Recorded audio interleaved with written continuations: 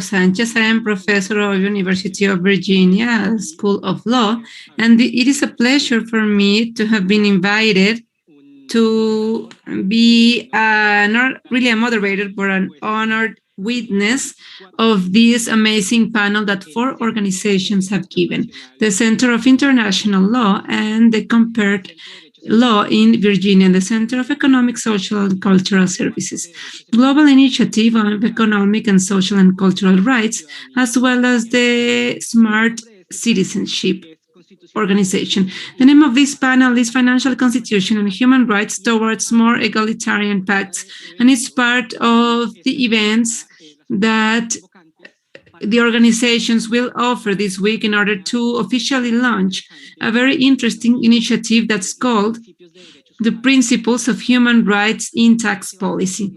And this is going to be our understanding framework, and the discussion here today is going to be how constitutions and constitutional courts and Supreme Courts understand this discussion or this interrelationship between tax policy rights and constitutional rights. And for this, we have a luxury panel. We have Olivia Minata from Argentina. She's lawyer and consultant of Social Economic Center. And Professor Javier Coso from Chile. And Professor Manuel José Cepeda, former Minister of Colombia's Supreme Court, and Sergio Zaparro is part of the Economic, Social, and Cultural Center. We are live streaming in English, Spanish, and Portuguese. So we are very glad to have a multilingual audience in different places around the globe. So each panelist will have an opportunity to talk. I will just give them the floor. And inspired by tax equality and contributive capacity that you will be talking about, I just wanted to set the rules of our panel so that we all go to legality system. So in order to be equal, everyone is going to have up to 15 minutes. But inspired by contributive capacity, it's only 15 minutes. But if you want to be shorter to have more opportunity for a Q&A session, then welcome. And with this, now I pass the microphone to Olivia so that you can introduce this panel. Thank you so much, Camilo. Thank you, everyone, in the name of Sendar. We are very glad to be with you sharing this space. And personally, I am very honored to be with interesting people that I have read and heard for many years. So my role here is only going to be introduce a report that we have prepared at the center along with Mr. Chaparro, my colleague, and Maria Minimanberti, my other colleague. And I took as a basis a work done by Camilo Sanchez, one of the leads. So I think that this report is quite interesting because it can give us a framework for the interventions of the rest of the panel members. And basically, it is a report that relieved a series of 16 constitutions in Latin America of the different financial clauses that these constitutions were linked to. And why do we want to do this relief? Well, because as you know, this panel is framed in a week of events, and the main period objective was launching human rights principles on tax policies. So the idea was creating standards that the human rights system had already generated and produced in order to provide more application or conclusion to one of the cores or part of the core of human rights systems, which is the principle stating that states have to destine most of available resources to advance non-regressive and progressive human rights under non-discrimination points of view. So we know that this is an inter-American human rights environment that has been generating guidelines to concretize this conventional mandate. and we do have it. It is consolidated in the principles, but we don't know what constitutions say, or if they have incorporated these guarantee techniques, or if there are any obstacles in constitutions to implement these same guidelines that come from the Inter-American Commission along with Human Rights Commission. So this opens up for a question, and I will be asking questions mainly. So what does constitutions have to do with economy? Why is economy important, the constitutional right, or what does this have to do with economy? It could be a silly question for those of us here today and quite evident, but I know it is so for everyone, not for population in general and not for a legal community. So I find it important to say, because at times it would appear that constitutions are neutral to economy if they do not incorporate social rights. When they do, then incorporate some clause in terms of well-being, and that's where they can incorporate a development model, and they're not neutral, but in the rest of the cases they are neutral. So it's quite hard to find a constitution that's completely neutral to economy.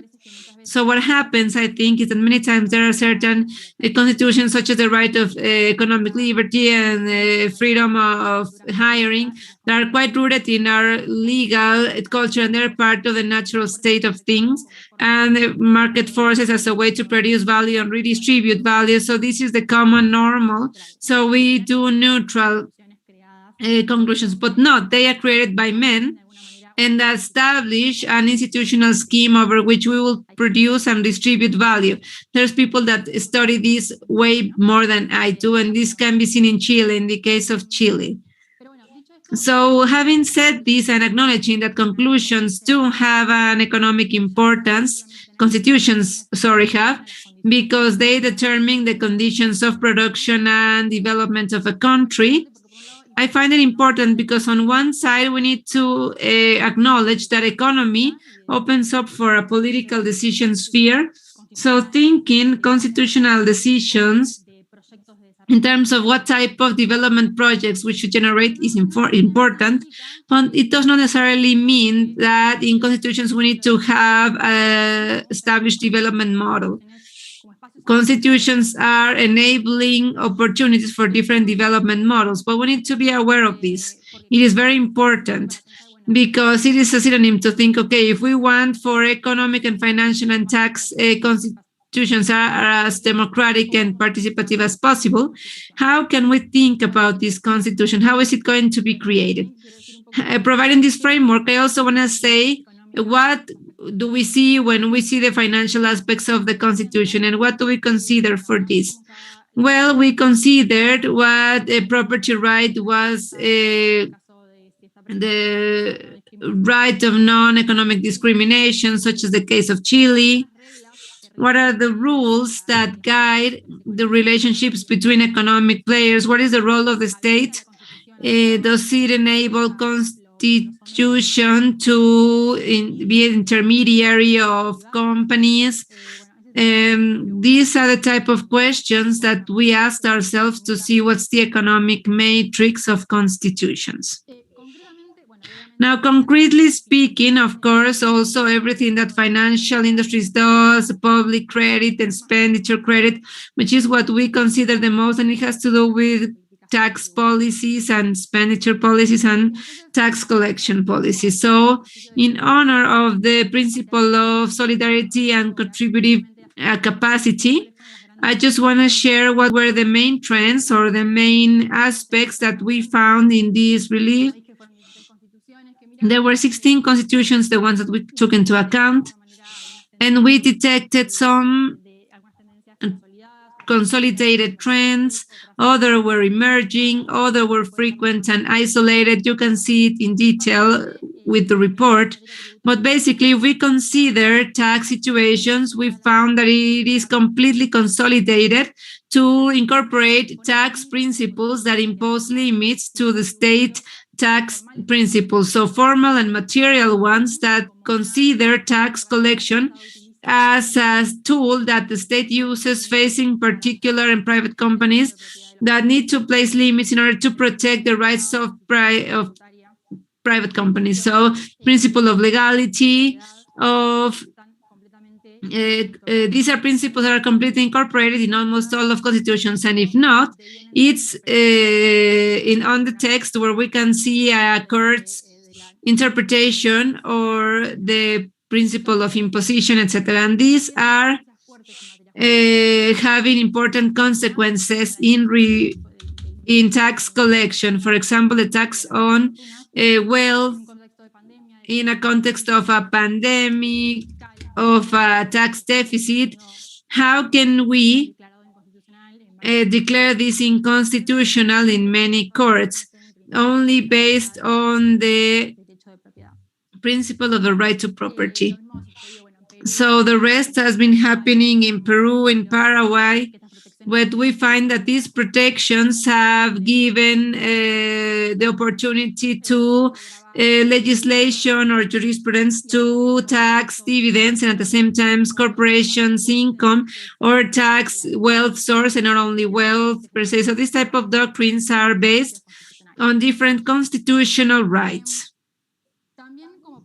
Also, on the other hand, as an emerging trend, I would say, we find material principles on tax collection that have a distributive orientation that does not consider tax collection as a limit or a property protection, but it considers it as a tool to redistribute wealth.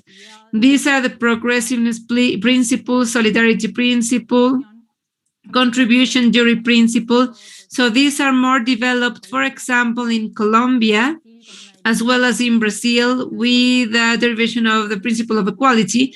But it's important to say that it is an emerging trend that finds more development in constitutions where it is forecasted. But when principle of progressivity is not considered, that it tends to be seen as a tax collection system, and it is not a principle of tax collection that forces the legislator.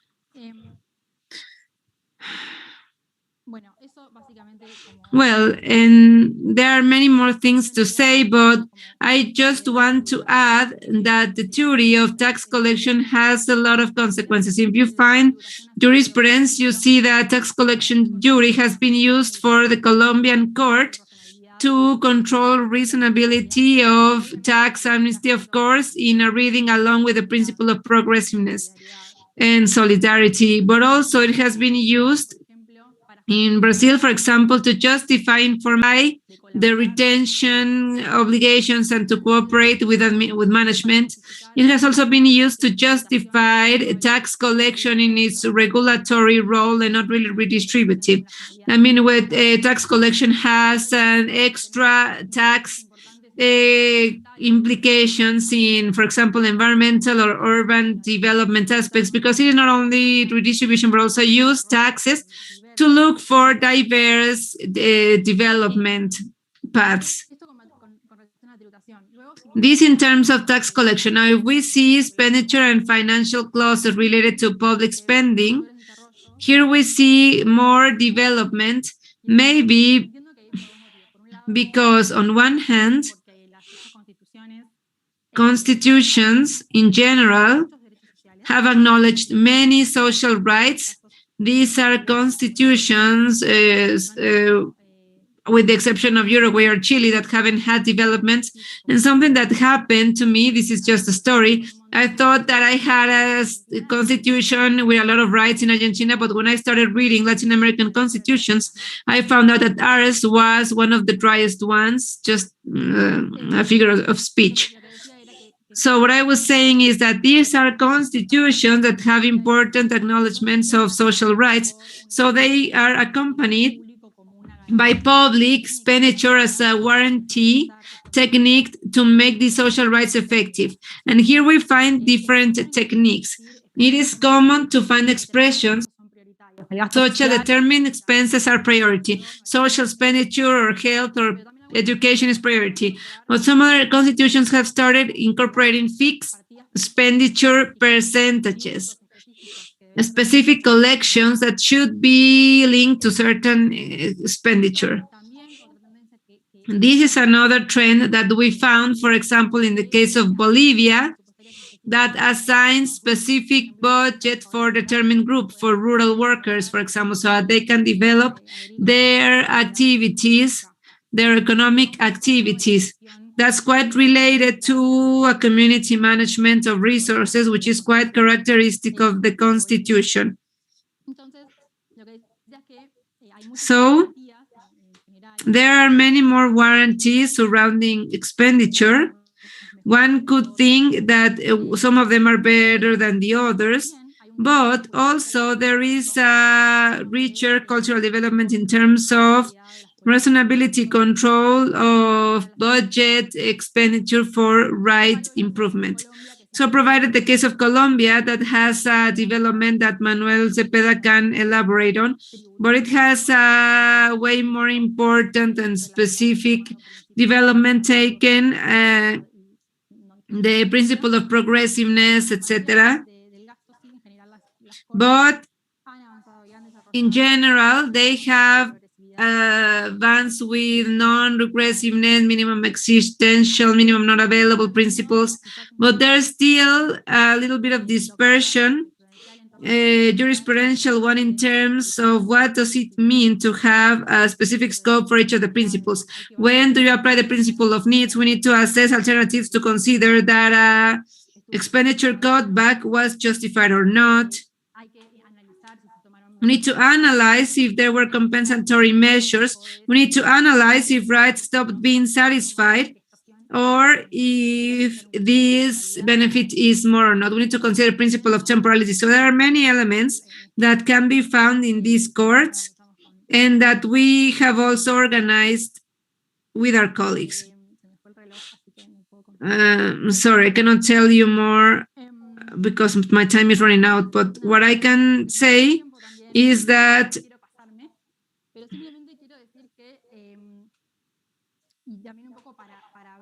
and just to open up for discussion here, how can we think about the judicial role in front of these situations? For example, I ask myself up to what extent there's a need to forecast the principle of non-regression. In Colombian case, in the case of expenditure, that they are the ones that have foreseen it. Judicial control, should it be a tax policy one in order to eliminate tax policies, to say, no, do whatever you want, but not this? Or if it should be an opportunity for creation to guide and to orient and to establish parameters. And in this case, how?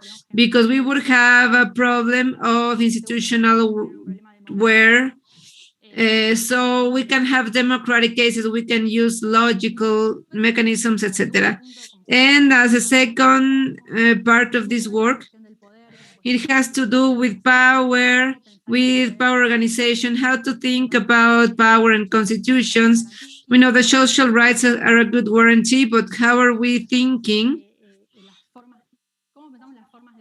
the ways of participation in such a way that we can reach power centralization, and how to innovate in this sense, and where community expenses, for example, we could learn from, so we could get the political distribution power to compensate or counteract on the economic power that we see in Latin America. Thank you very much. Thank you, Olivia. I know that it is very hard to sum up in 15 minutes all of the wealth of this relief of constitutions and constitutional jurisprudence of many countries. So this presents us the abundance of rules and principles that exist out there, and I also value this document with the attempt of assess them to see how consolidated they are, or what are the isolated discussions, and how this could contribute this conversation. So that's why we would have this first general presentation with an analysis, on some of these rules and principles of inherent tensions that the implementation of these principles have, and a little bit of how to interrelate this with something that you mentioned, Olivia, which is the state. State institutions and instrumentalities that in some way need to protect and ensure that these principles are truly applied. And for this, I'm going to pass the floor to Javier so that you tell us from your point of view, and especially from this time for discussion in Chile on a new constitution, which is one of the most important works today in the world, certainly in Latin America. So, Javier, you have the floor now for up to 15 minutes. Thank you, Camilo, Olivia, Sergio, and the Center of Compared Stories. It's a pleasure to be with Manuel, Jose, and we've been talking about these same things for more than a decade. So the invitation is quite relevant because I would say that one of the main challenges that economic and social rights have faced is that we need to overcome the status of second category, the constitutional imaginarium, up to 2 or 3 decades in terms of political policies. There were great works. I'm thinking about Sostam and Holmes reminding us the so-called cost zero, fiscal zero cost, that was not really zero cost. So it was a huge contribution. And this is the status of economic, social, and cultural rights, Let's say that they have to be given the right respect. But many years have happened, and there has been a true effort where the Colombian effort, as well as other countries, South Africa, were quite important in terms on how we can truly provide, how can we truly demand so that these constitutional promises are truly addressed in day-to-day basis. And of course, here we have certain coincidences that have conspired on this. It is not unimportant seeing that in our region, but also in South Africa, jurisdictional demand for social, economic, cultural rights came up with the Washington Consensus, and in general with the predomination of governments that presented neoliberal economies. That also happened in Argentina when this constitutional reform happened, that gave us a cultural and social rights acknowledged by other agreements signed by Argentina. And it is the first time that a Peronist type of administration offers this. So this is a very frustrating coincidence, because in some way, I don't think that it is quite adventurous. I mean, I've had to defend this thesis in other places. So it's not adventurous to propose that social economic genealogy, let's say the ideological genealogy, has an air, a familiar air, post-war with the New Deal in the US. And in some senses, it has a social democrat stamp to it. So this right is frozen in international agreements that I've mentioned, and it has been brought to the 90s, where we are in the neoliberal ages. So it is translated in a lack of assembly between both of them, but a good part of progressist sectors are protected by the executive branch. And no, this also happened in South Africa, actually. Well, the African constitution, the Mandela Party, started imposing economy ministers that have these ideas in mind. This was the global area of neoliberalism that was during the 90s particularly, and it was the best era of human rights. So this is like a coincidence. So in this context, we know all of the efforts that the Colombian Constitutional Court underwent, the Argentinian Supreme Court, and other ones, as well as South African, of course, to make the constitutional promise real, from each of these countries, which means that these economic, social, and cultural rights should should become true. So according to the literature, we see how social and cultural capital is ill distributed also. And the medium layers are the ones that at the beginning have, in general, I mean, there have been exceptions, but in general, had a best capacity of the courts that were protected by the disadvantaged groups. So there was a paradox here.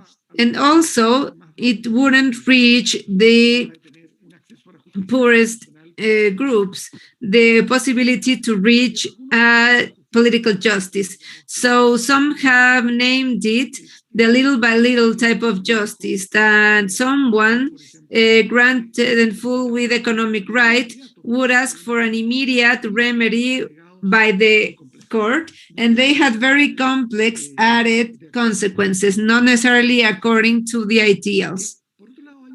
On the other hand, the fact that the prototype of a court and the culture, which comes way back as the fiat justitia imperas mundo said, justice be done regardless the world is tumbling down. So let's imagine a court with a disease, but the judge can offer a solution to this.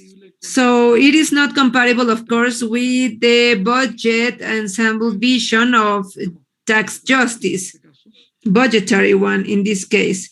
And it invisibilized those who did not concur with the judge. So in this case, in this sense, I think that the project that you have started and that truly aims to have an intersectionality between fiscality, tax collection, and human rights is extraordinarily relevant.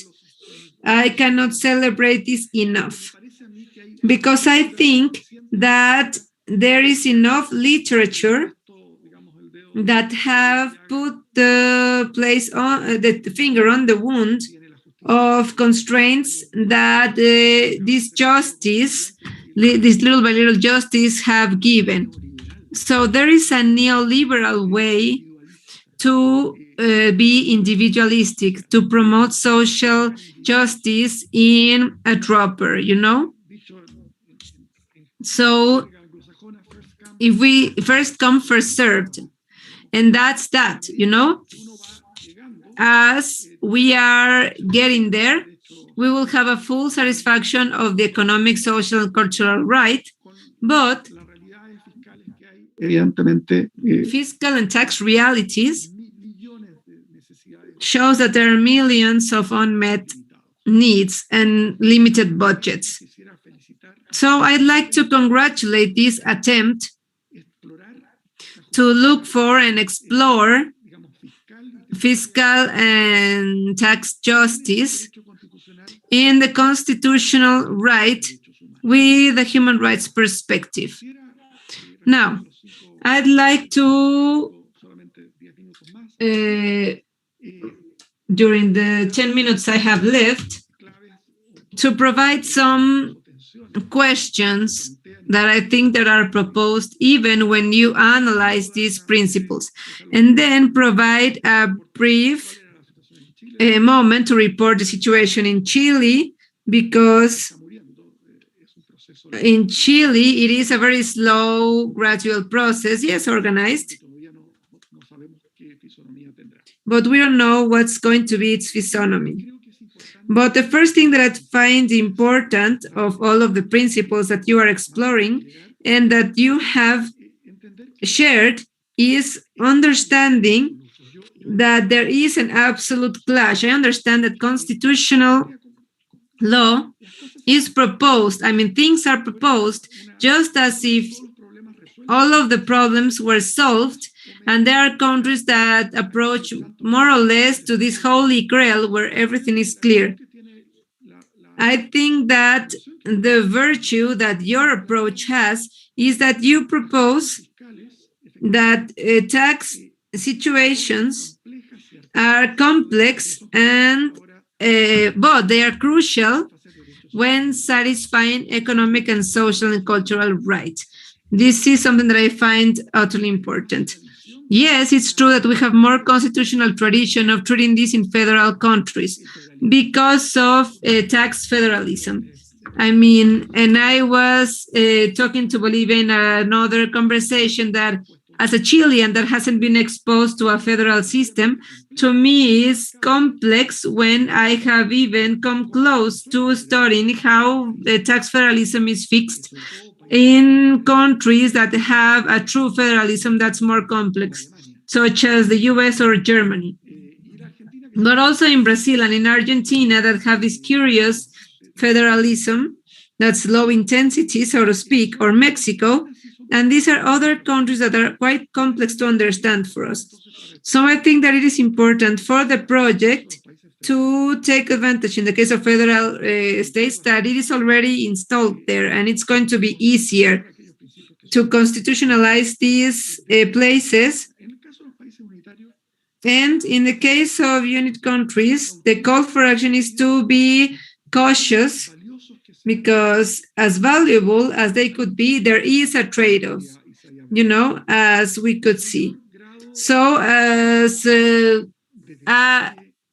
there is a higher degree of detail in these principles, constitutionally speaking, you inevitably expose, because you need to have it very clear what is the economic development that's not the one that you're favoring.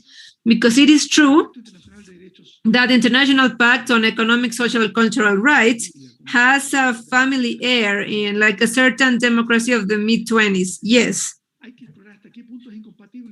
So we need to see to what extent it is compatible to a neoliberal development, because they are unconstitutional and contrary to human rights. Why one may try to defend this thesis, but if you want to defend this strong thesis, you need to be aware that in practice, you are unconstitutionalizing a development model. And this, of course, is a question that someone that's trying to address these problems have to ask if they want to go so far. I mean, I am anti-neoliberalism because I have suffered a very hard one in Chile. In Colombia and in South Africa is quite reasonable because of things that I don't have time to discuss. But we have a system where there is basically a constitutional right for private ones with aims to offer social justice, which of course brought to the perversion of social rights, to the end of social rights. There was also a right that's a constitutional right from people to be elected from public and private security activities. And there was a constitutional right to private companies that offer these services. And this is the first thing that's going to disappear from the tax collection because, of course, it is not sensible. I mean, not even a capitalism as the US has that. So I would like to propose other important aspect to reflect. That's similar to the Chilean case, and I will be brief and proposes the following. There is a certain productivity phenomenon because at the end of the day, there are not tax collections without economic productivity. This is the other trade-off, the other absolute clash. And many of the rights, many of the things that are implied in these principles that you have proposed, we need to see the threshold in which they affect productivity. And productivity is key to generate resources so we can anchor these principles. So I'm not saying that there is a complete clash. And maybe in the margin there could be. And I will be done in 2 minutes. Our situation Chilean situation has been one where the country tried to create a orthodox neoliberalistic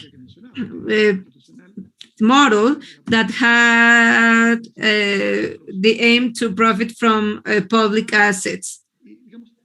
And the model was attempted to be offered and protected with principles that in tax and fiscal situations foresaw a huge mistrust in parliament. Only the presidents of a republic that's completely presidentialist could be seen as vaccinated against the virus of populism. So they have initiative in terms of taxes.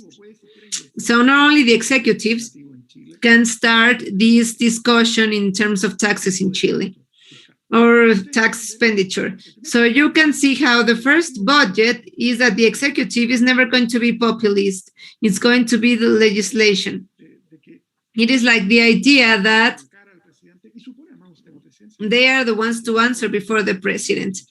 And this is something that we are questioning in Chile today. So as we can see, I don't have time to elaborate,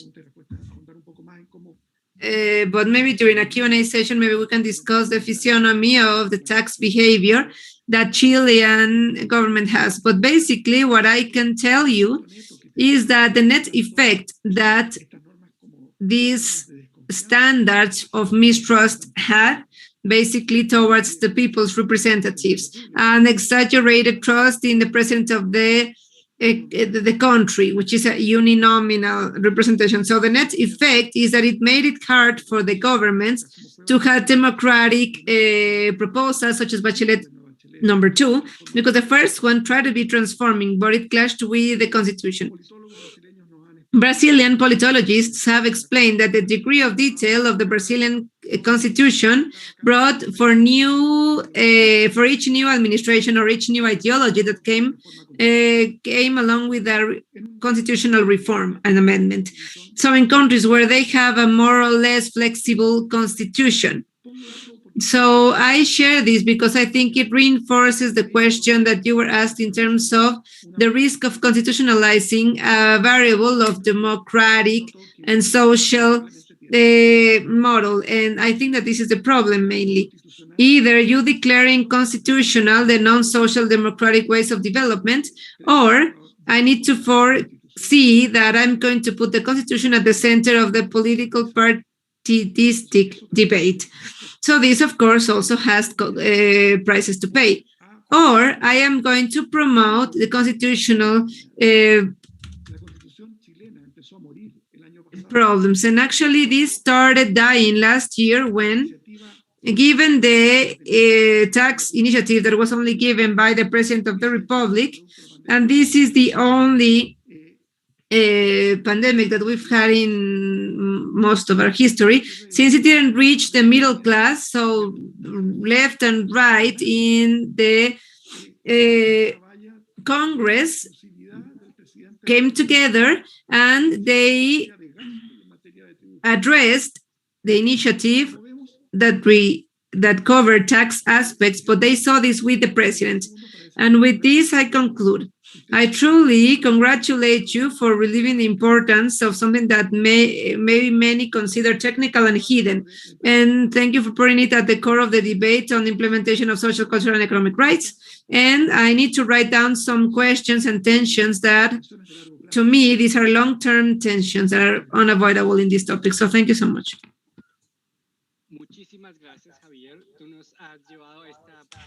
Thank you so much, Javier. I think that you have brought us to a very interesting discussion of what you call the trade-offs and all of the tensions that are generated when interpreting and applying these principles.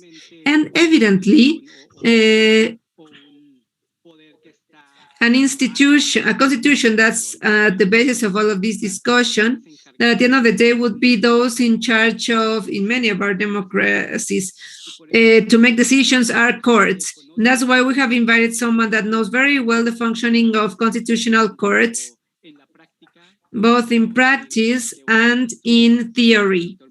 So Dr. Manuel José Cepeda, so that you can also contribute with your reflections. And before this, just some housekeepings for our panel members and for the moderator. Let's remember that there's people interpreting into other languages, so we have to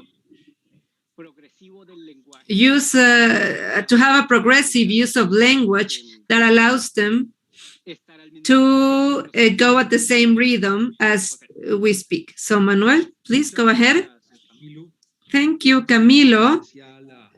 I would like to warmly salute everyone that accompanies us today. Thank you so much for inviting us to participate in this academic event. That's so interesting. And of course, to the Social and Economic Rights Center. I had the pleasure to belong to that center so many years ago. So the topic that we have addressed today is quite complex, enormously complex. We've had two very interesting overviews, Olivia's compared law, showing variations, complexities, and in different countries, and Javier's presentation, as usual, brilliant and complex, analyzing all of the difficulties and the tensions and everything that's at stake with these principles, and how in each political context, implications are different. Not only because of the substantial effect, but also because of power distribution and the rules of the games between the legislative and executive branch and the role of the judicial branch. I have been invited to talk from constitutional justice perspective, so I'm going to focus on that aspect. And the principles of human rights applied to public policy that were shared to us and that are being launched during this week are a true significant contribution to the debate on the relationship between economy and human rights and tax policies and constitutional rights. So I would like to stress on three aspects of these principles that caught my attention. The first one is the invitation for tax policy to be considered from the point of view of its functionality, which is ensuring the enjoyment of rights, not only under the light of its traditionally acknowledged economic services. This is an important progress. In Colombia, it has been object of constitutional and political battles, huge ones. This is why I stress on the importance of this approach. Secondly, I find of great relevance to stress on the fact that in this matter, it is quite important to have a focus of substantial and informal equality. And we have to emphasize on vulnerable communities and the impact that tax policies have in that inequality, as well as in the protection of vulnerable populations. Javier was already saying how hard it is to have access in vulnerable communities to decision making, how hard it is for them to have access to decision making and to justice, and, well, hence, to put at the core of public policies this approach, which I find fundamental. Third, I would like to stress on the relevance that it has for the constitutional principles, the traditional ones, normally acknowledged in the constitutions, the right to property, the right of equality. In some of them, we see the principle of dignity, of life related to dignity. So not all of the constitutions have standards related to tax policies.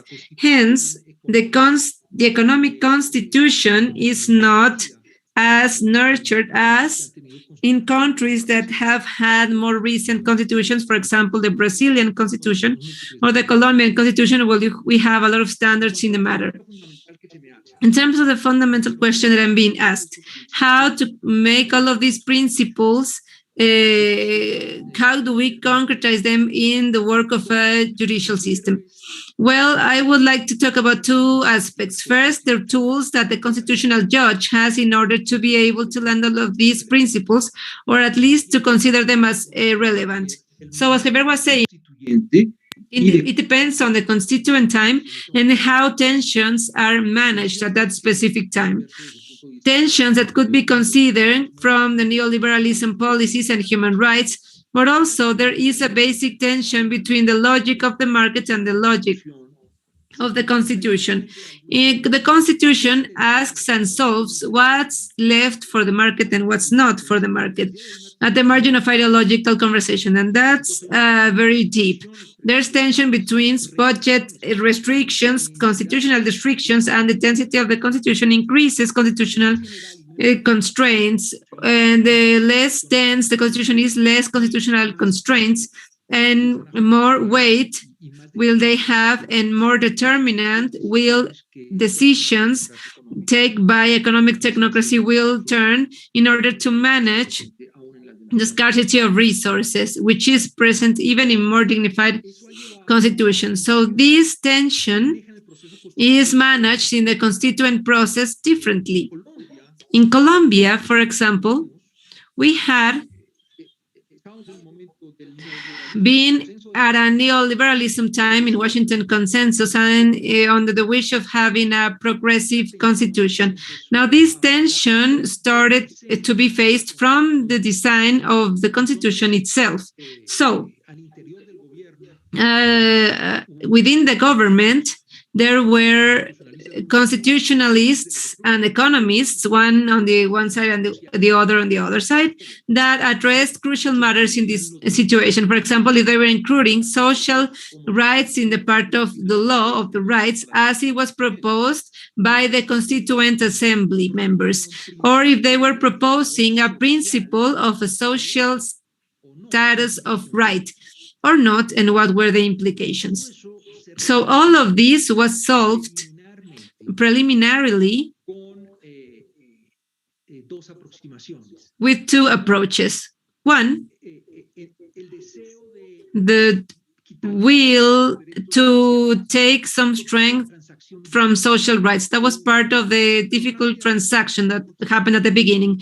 But the Constituent Assembly evolved in order to create tools very quickly that allowed demanding social rights in concrete cases. And of course, tools to interpret the Constitution under the light of its basic guidance and orientation. And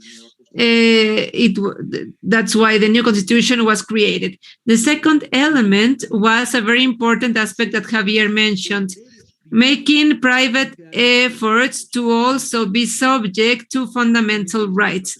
Of course, this, in the perspective of the traditional neoliberal situation, is quite strange, rare. But in Colombia, a private service render, for example, in the health system, or a private insurer in the health system, directly responds to guarantee fundamental rights.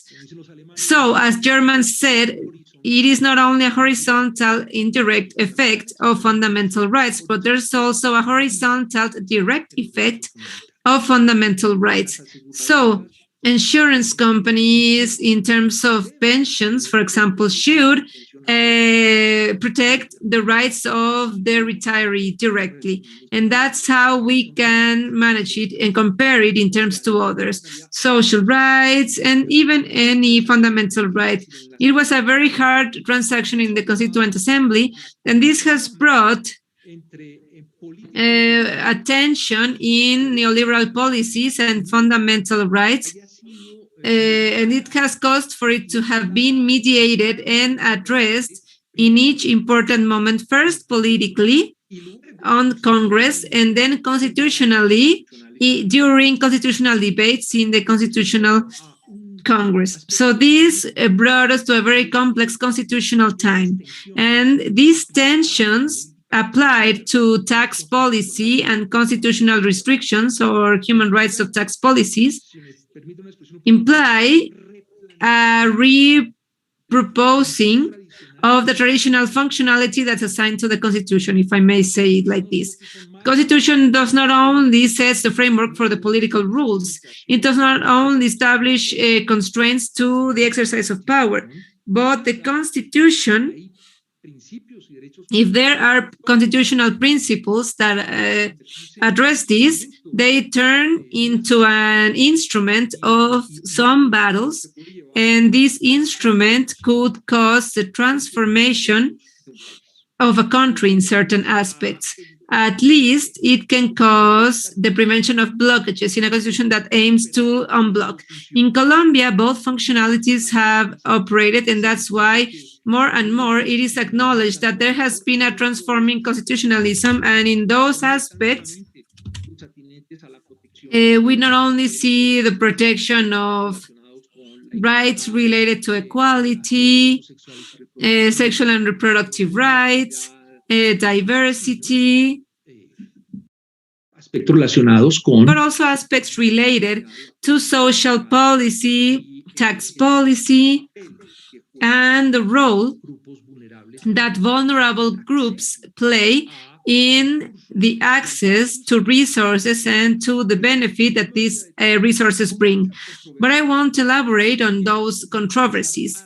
On the contrary, I want to stress on the elements, the instruments that a constitutional branch offers to approach these complex matters.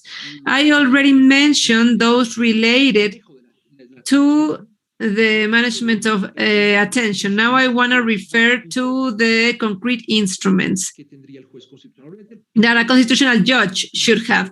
The first one is to see if there is a principle related to the deference that the constitutional judge should have facing macroeconomic or tax policies.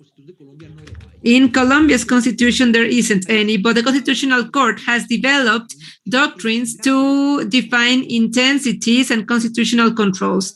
These are sophisticated. At times, they are not followed carefully. However, they're there, and they are a tool and a very important aspect to debate in the legal aspects every time these become a discussion. So also, what is the concrete judicial aspect? Whether it's a judgment on a specific standard or rule, how can we incorporate a systemic and contextual point of view? It is quite hard. In Colombia, it has been an extended conversation that generates controversy on what type of evidences have been there, what type of players can participate. So in Colombia, the constitutional process has been quite open, and hence universities, colleges, organizations of civil society, think tanks, economists, unions are included in the debate. It is an open debate that aims to collect different perspectives and try to have a specific controversy in a context with a systemic view.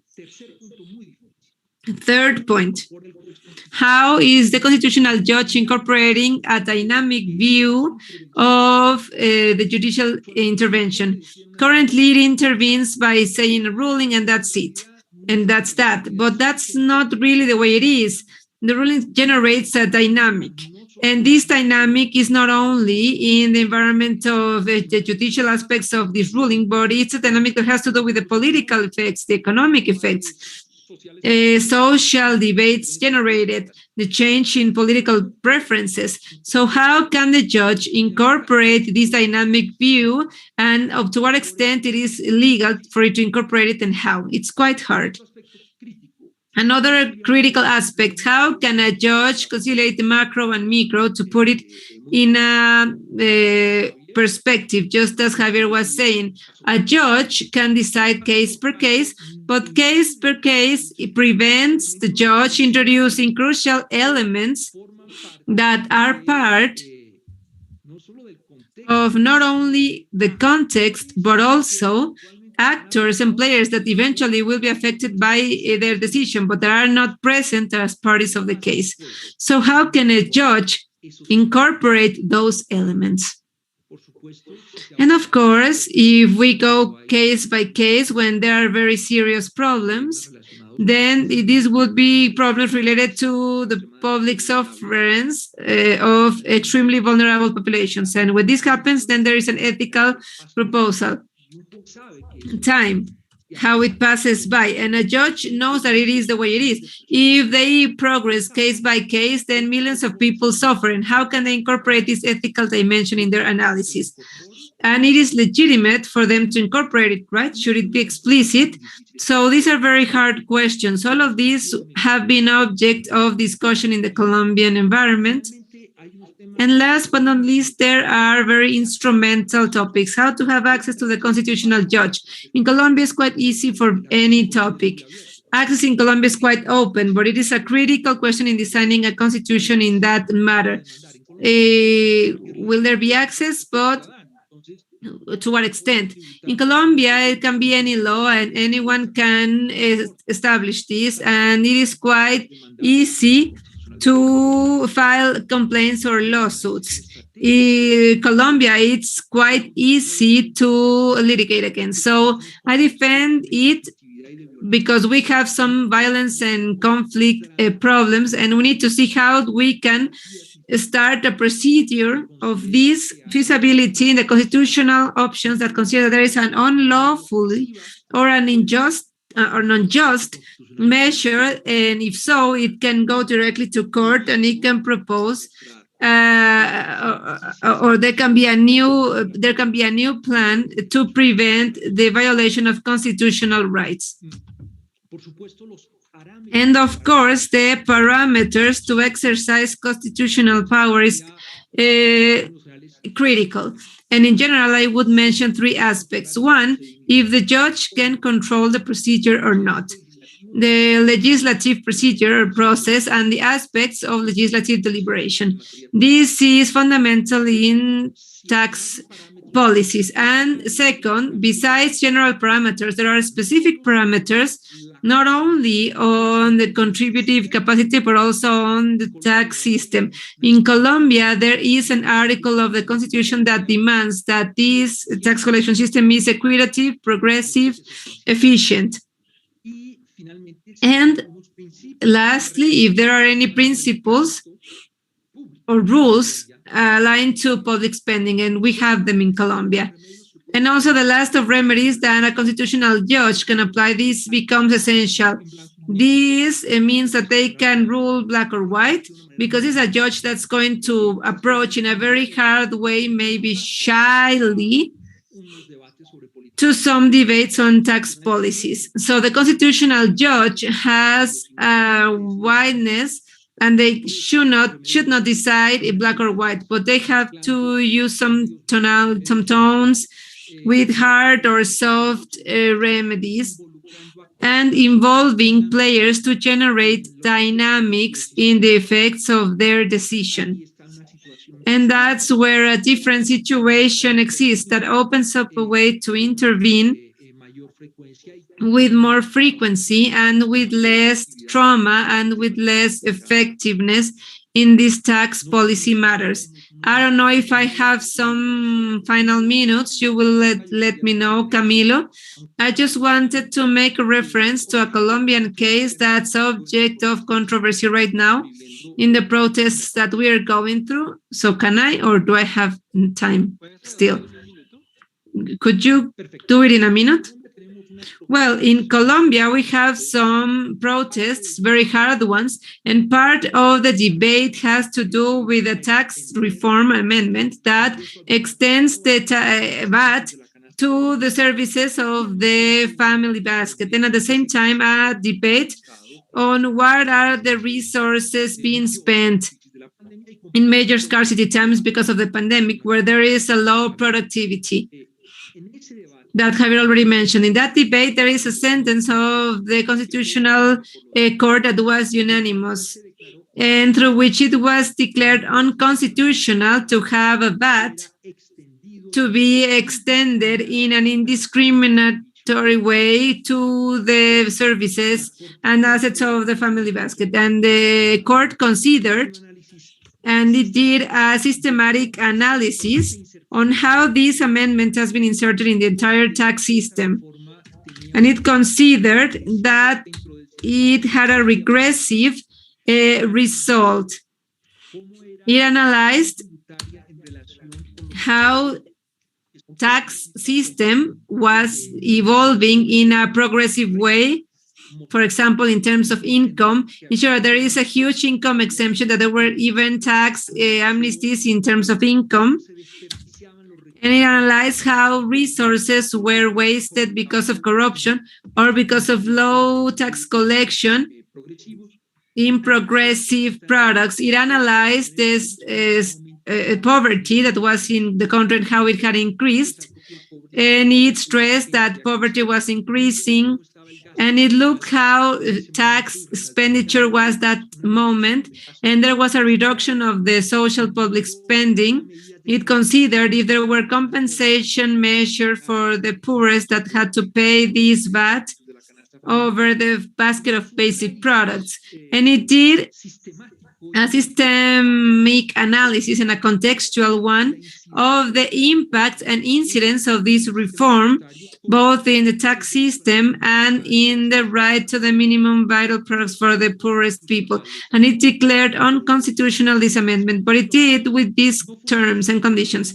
It was not a black and white decision. Of course, during the resolution, it is unconstitutional, yes, but in the recitals, there are some factors that have to be considered. For example, systemic ones, to determine if an indiscriminated extension on the VAT of the family basket of goods or the basket of basic products violates or not the Constitution in the Colombian context. The interesting part here is that this ruling was quite controversial. Although it was anonymous, it caused confrontations, a huge debate between constitutionalists and economists.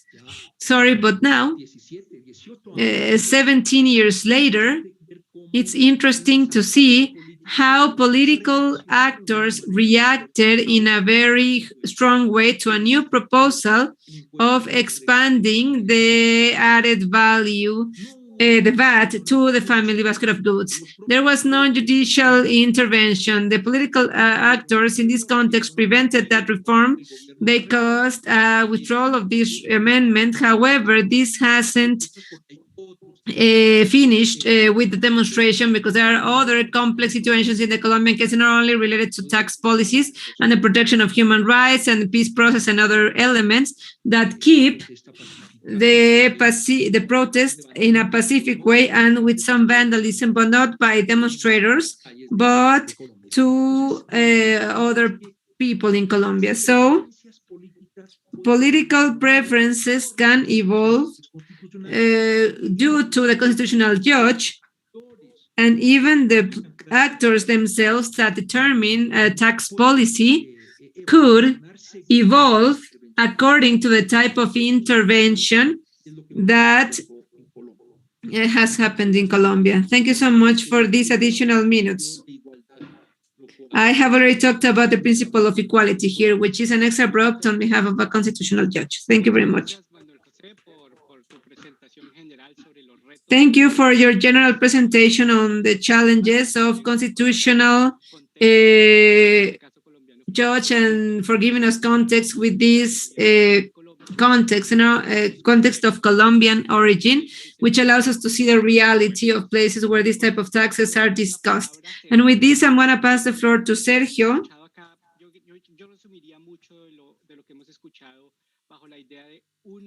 So I would sum this up by saying this is a crucial point.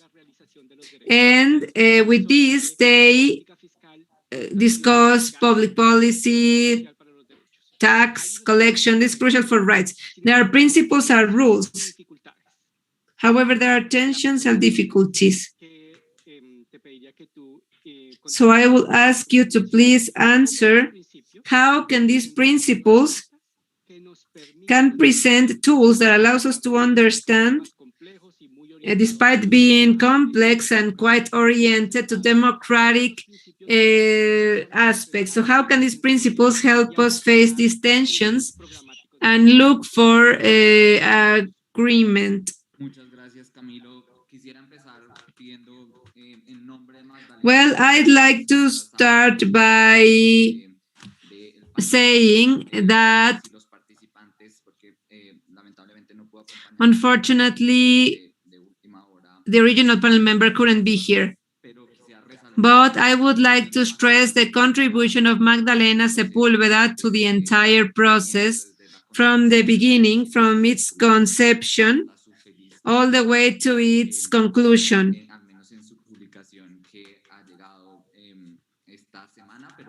And the process just started because the implementation is coming, although we just have the publishing. But I just wanted to share Magdalena's contribution in this process. It is an honor for me to be in this panel along with Olivia, Javier, and Manuel. These interventions have been quite stimulating, and hopefully I can consider some of the tensions and dilemmas that have been proposed.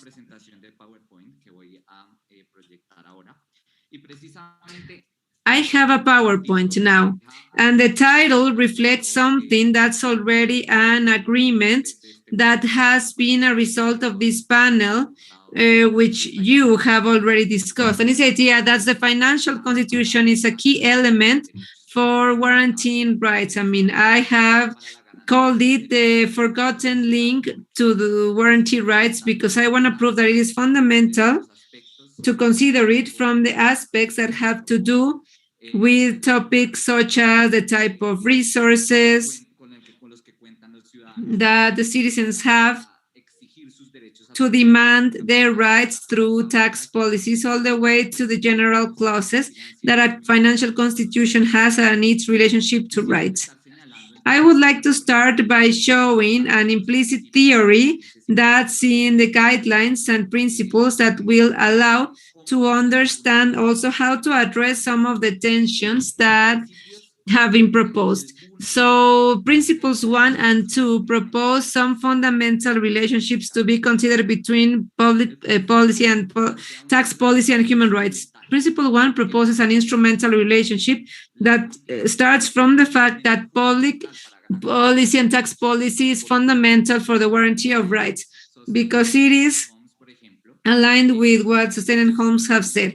Rights are funded with public resources. Any state activity means rights, both the civil and political ones imply costs. So the absence of the state is also an absence of rights, and the scope of rights destine resources to its protection. This is fundamental because beyond the rhetoric or even the letter of the law, it is fundamental to see what happens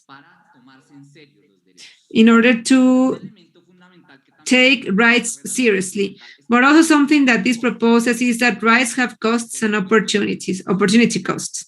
So the resources that are invested in the warranty of a right are resources that imply opportunity costs. And these principles, including the quality of this cost and the dilemmas on distribution in the warranty of rights related to taxes and budget, debt, among other instruments. But this instrumental that is more highlighted in literature has to be completed with a second relationship that is one of the fundamental input of these principles and guides. And here we see the relationship of four fundamental aspects, which is principle number 2.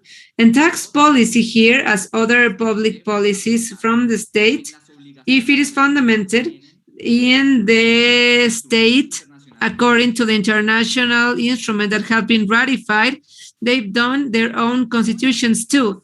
So it is not that these human rights principles are isolated from economic rights, but they have to be the basis of this, including tax policy. So tax policy should be considering the warranty of rights as one of its main goals.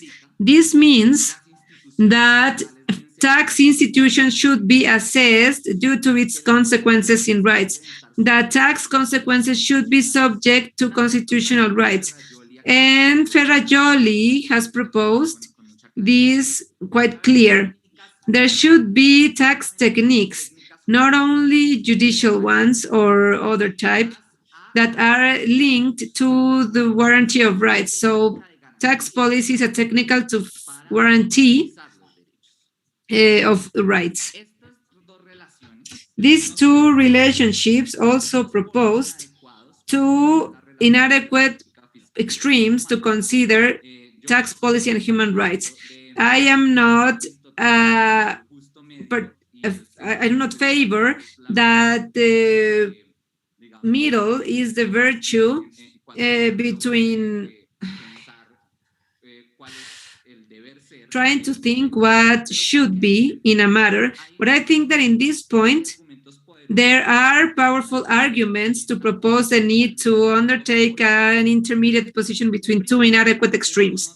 The first extreme this acknowledges what they were proposing and previously, as they do not accept opportunity costs in the investment of state resources.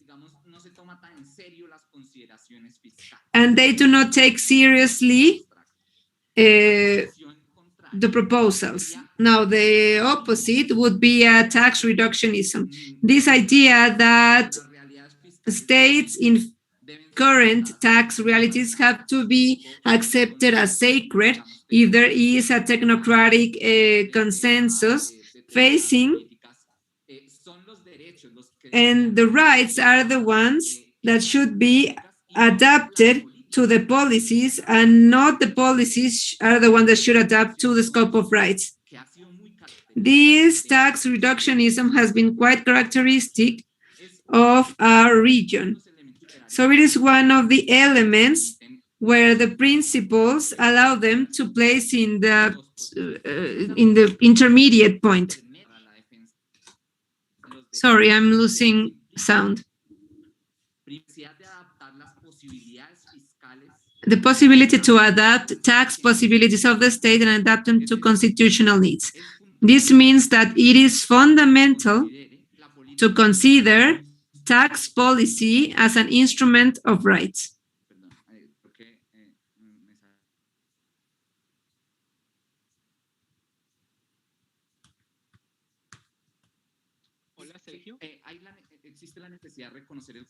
So there is a need to acknowledge cost. And a third element is understanding. I'm sorry, sound is breaking. I cannot really understand what he's saying.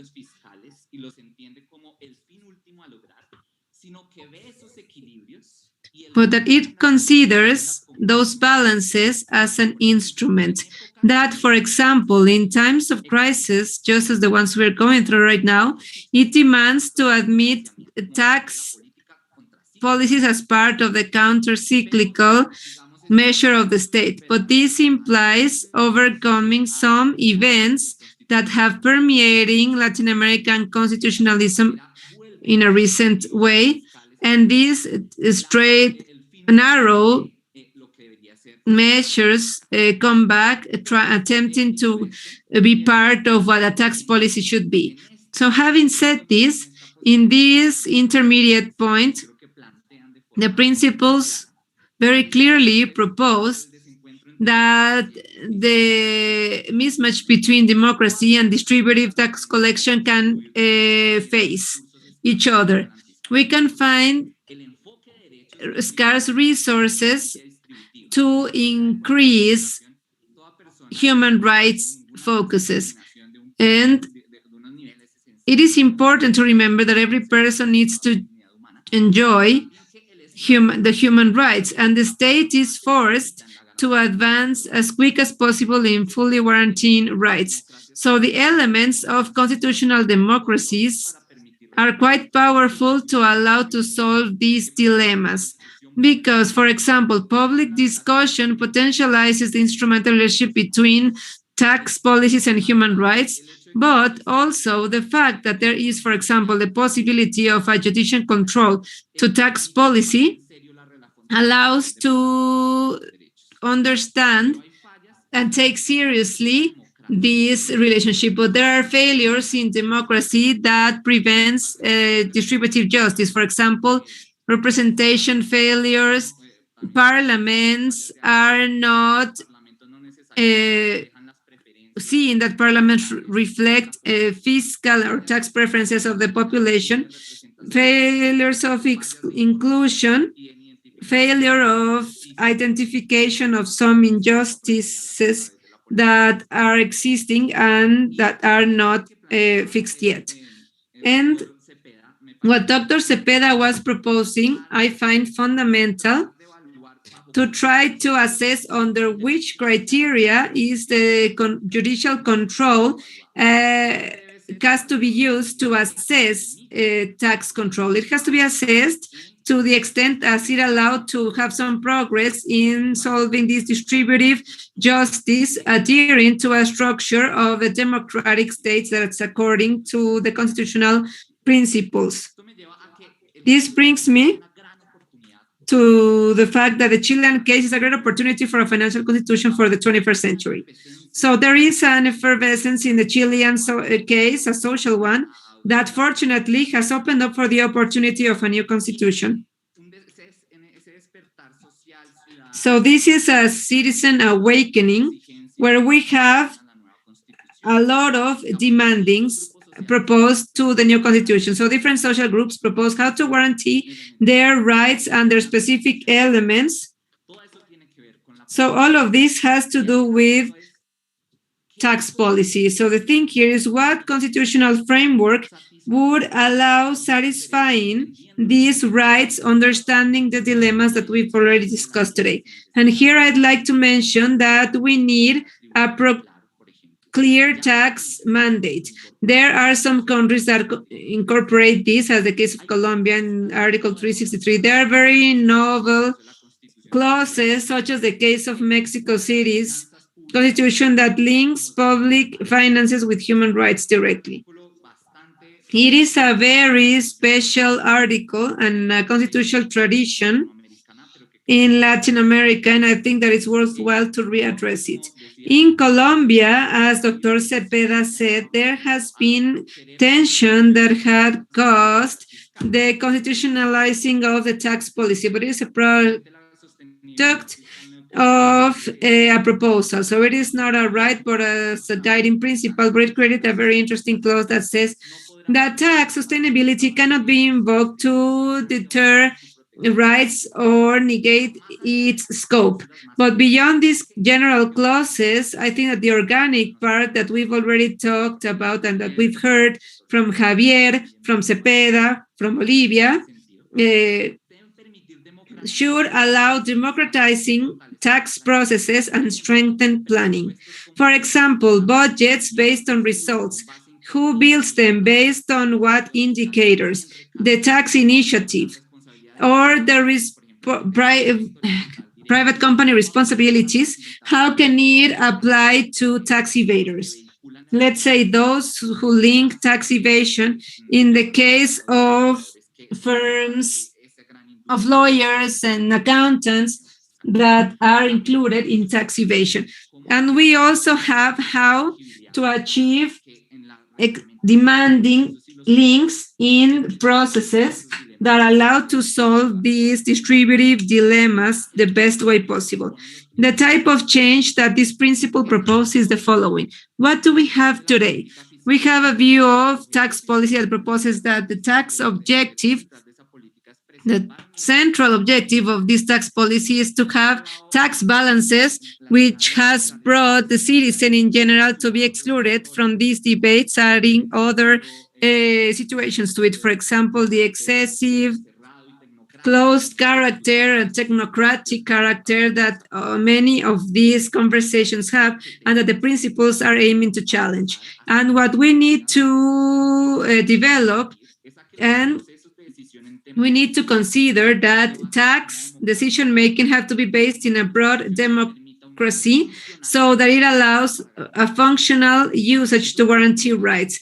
This implies to go from what we have in Brazil, which is an extreme case, a restrictive rule that constitutionalizes freezing public spending for a 20-year period to top the expenses, and going forward with clauses that protect social spending. Then budgets oriented to participative results. a macro fiscal planning oriented to social objectives and guaranteeing rights. And why not thinking on fiscal assemblies or decision-making that are more representative? So in this same line, a project that we are starting with a smart citizen in the global initiative for the social, economic, and cultural rights and the initiative for human rights in fiscal policies, and how to incorporate these principles. This is a debate that we have. So we invite environmental organizations, feminist organizations, and different type of organizations. We invite them to acknowledge in tax policy a key element for a dispute in the guarantee of rights. And with this, I would like to conclude. Thank you very much.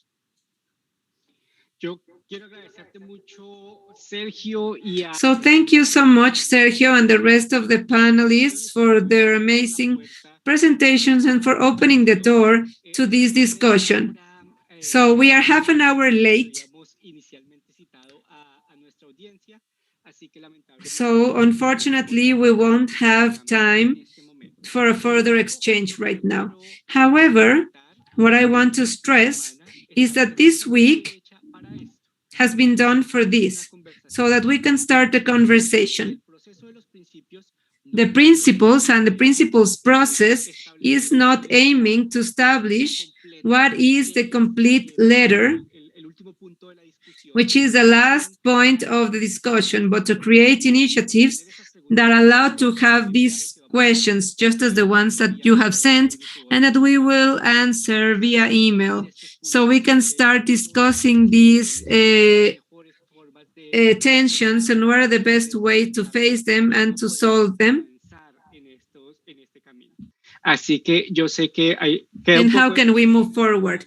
Yes, I see some frustration from people because we cannot continue, but the invitation is for you to keep as part of our audience in this week and as part of a process. So this principle launch aims to start a conversation and discussion opportunity. So thank you, Olivia, Sergio, Javier, and the rest. I say this for you. This has been a pleasure. And thank you, everyone.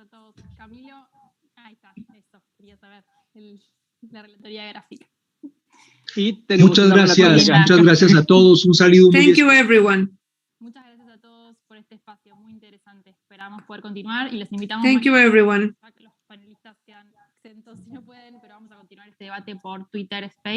We will continue this debate on Twitter Space. Tomorrow at 2 p.m. Chile, 2 p.m. New York, we will continue this debate with a focus on Chile and everything that's coming. Yes, 1 p.m. Colombia, Mexico 2 p.m., Brazil, Argentina, so we can continue this discussion. You can follow us on Twitter at TH and Paul Fiscal. Thank you.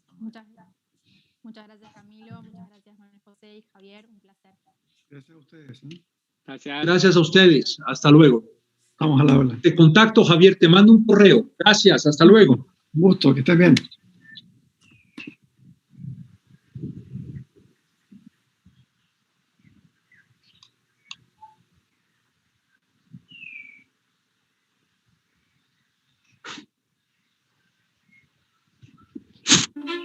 ¿Sabes cuál es la relación entre la política fiscal y los derechos humanos? Los derechos humanos son los derechos que toda persona tiene por existir. La política fiscal es la forma en la que el gobierno obtiene los recursos para financiarse y cómo los gasta después.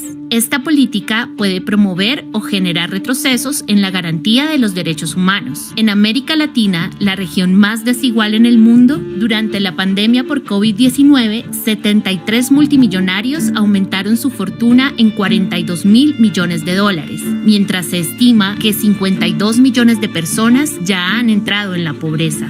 Esto demuestra que los países de América Latina no están cumpliendo con los acuerdos internacionales de derechos humanos que suscribieron. Si estos acuerdos internacionales fueran cumplidos, la política fiscal estaría al servicio de las personas y sus derechos en vez de restringirlos, que es lo que sucede hoy en la región. Con eso en mente, 7 organizaciones en América Latina se propusieron analizar estos acuerdos internacionales y aclarar cuáles son las implicaciones en derechos en materia de política fiscal.